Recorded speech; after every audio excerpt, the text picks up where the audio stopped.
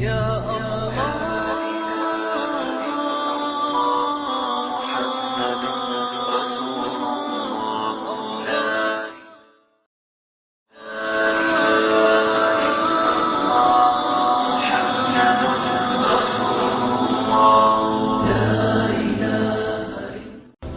Allah wants to protect, there is no one within this universe that can harm. And if Allah wants to harm, there is no one within this universe can benefit. Success lies in carrying out the teachings of Allah and His Rasul. How did Ibrahim become the Khalil? Because of his obedience to Allah. Allah embraced him. Allah made him the Khalil. And if you and I also turn to Allah and carry out these teachings, follow Allah and follow Rasulullah sallallahu alaihi wasallam, my young friends, just as Allah embraced Sayyidina Ibrahim, Allah will embrace every single one of us. You take one, guys, look at how much we wrong Allah on a daily basis, and even then Allah embraces us. Even then Allah gives us. Even then Allah showers us with mercy.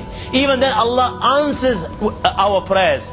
Can you imagine if you took that step towards Allah and you showed that obedience, my young friends, and that dedication and that commitment and that love? If this is how much Allah is embracing you now, then my young friends, how much do you think Allah will embrace you if you took these steps towards Him with obedience? You followed His teachings, you lived by His teachings. And if this is what Allah will do is for you in the dunya, then what do you think Allah will do for you in the akhirah? If this is how Allah will honor you in the dunya, that you will live like a king in the dunya. And you know, living like a king, my young friends, is not possessing the dunya. Living like a king doesn't mean that you've got 10 houses in London. You know, you're driving a Ferrari or a Bugatti. This is not living like a king.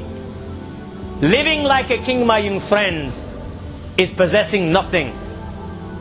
And even then, you smile by the morning, you smile by the evening, and you smile every day, every night, till you leave this world. This is a king. That is content. That is happy. That doesn't turn to medication. Do you understand? Tablets, because he's suffering from depression. He doesn't commit suicide. He doesn't turn to women and alcohol because he can't handle the pressures of the dunya. That's not a king.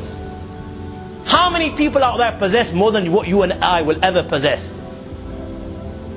But they're not happy. Why is it that they die of depression? Why is it that they turn to alcohol and dope? When they've got 10 cars, 10 women out there, millions of pounds in their bank balances.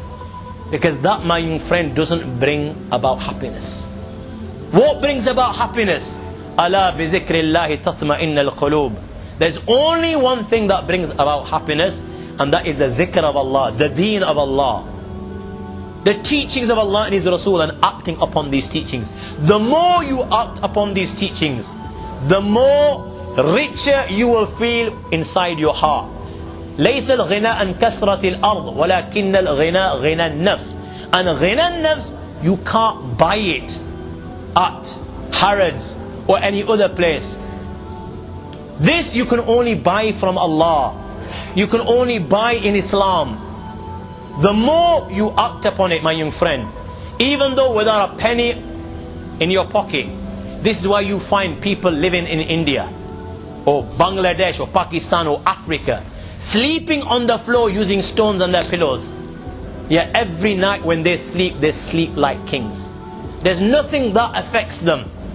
They smile inside by morning and by evening.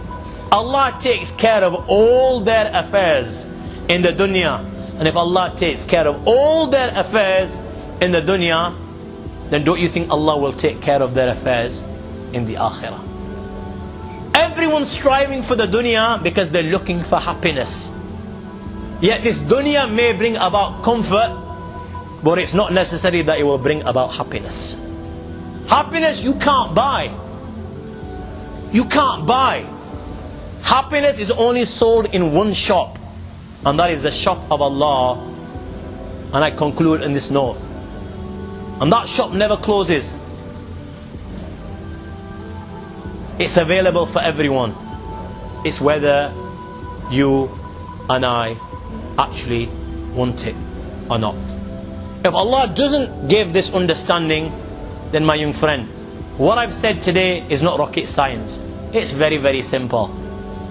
You've heard it today, you've heard it before. You'll hear it again tomorrow.